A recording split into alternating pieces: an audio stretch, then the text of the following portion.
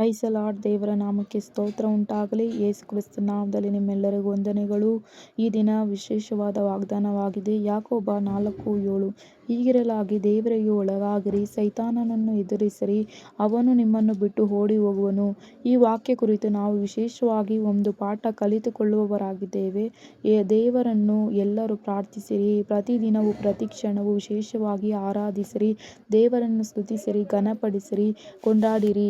ಈ ಲೋಕದ ಕಷ್ಟಗಳಲ್ಲಿ ದುಃಖಗಳು, ಬಡತನ, ನಿಂದನೆ, ವೇದನೆ, ಅವಮಾನಗಳು ಬಂದರೆ ಮನುಷ್ಯರ ಸಹಾಯ ಬೇಡಿ ಹೋಗಬೇಡಿರಿ. ದೇವರನ್ನು ಆರಾಧಿಸುತ್ತಾ, ದೇವರಲ್ಲಿ ಪ್ರಾರ್ಥಿಸುತ್ತಾ, ದೇವರು ಎಲ್ಲ ಸಮಯದಲ್ಲಿಯೂ ತನ್ನ ಮಕ್ಕಳನ್ನಾಗೆ ಕಾಪಾಡುವ ದೇವರಾಗಿದ್ದಾರೆ. ಆಕಾಶವೂ ಭೂಮಿಯು ಆತನದ್ದಾಗಿದೆ. ದೇವರು ಎಂದಿಗೂ ಕೈಬಿಡುವ ದೇವರಲ್ಲ, ಕೈ ಹಿಡಿದು ನಡೆಸುವ ಕರ್ತನಾಗಿದ್ದಾನೆ. ದೇವರನ್ನು ನಂಬಿರುವ ಪ್ರತಿಯೊಂದು ಭಕ್ತರನ್ನು ದೇವರು ಎಂದಿಗೂ ಅನಾಥರಾಗಿ ಬಿಡುವುದಿಲ್ಲ. ಎಲೆ ಕಷ್ಟಪಡುವವರೇ, ಹೊರೆ ಹೊತ್ತವರೇ, ನೀವೆಲ್ಲರೂ ನನ್ನ ಬಳಿಗೆ ಬನ್ನಿರಿ, ನಾನು ನಿಮಗೆ ವಿಶ್ರಾಂತಿಯನ್ನು ಕೊಡುವೆನು ಎಂಬ ವಾಗ್ದಾನ ದೇವರು ತಿಳಿಯಪಡಿಸುತ್ತಾರೆ. ದೇವರನ್ನು ನಂಬಿರಿ, ದೇವರ ಮಹಿಮೆಯನ್ನು ಕಾಣಿರಿ. ದೇವರು ಸರ್ವಶಕ್ತನಾದ ದೇವರು, ಕಾಪಾಡುವ ದೇವರು, ತನ್ನ ಮಕ್ಕಳನ್ನು ತನ್ನ ರೆಕ್ಕೆಗಳ ಮರೆಯಲ್ಲಿ ಇದ್ದು ಆಶೀರ್ವದಿಸುವ ದೇವರಾಗಿದ್ದಾರೆ. ಪ್ರತಿಯೊಂದು ಮಕ್ಕಳನ್ನು, ಪ್ರತಿಯೊಂದು ಜನರನ್ನು ಹೇರಳವಾಗಿ ತಕ್ಕ ಸಮಯದಲ್ಲಿ ದೇವರು ಕಾಪಾಡುವ ಕರ್ತನಾಗಿದ್ದಾನೆ.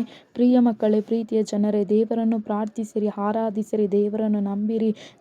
ನೀವು ದೇವರನ್ನು ನಂಬಿದರೆ ದೇವರ ಮಹಿಮೆಯನ್ನು ಕಾಣುವವರಾಗಿದ್ದೀರಿ. ಬೇಡಿಕೊಳ್ಳಿರಿ, ನಿಮಗೆ ದೊರೆಯುವುದು, ಹುಡುಕಿರಿ, ನಿಮಗೆ ಸಿಕ್ಕುವುದು, ತಟ್ಟಿರಿ, ನಿಮಗೆ ತೆರೆಯಲ್ಪಡುವುದು.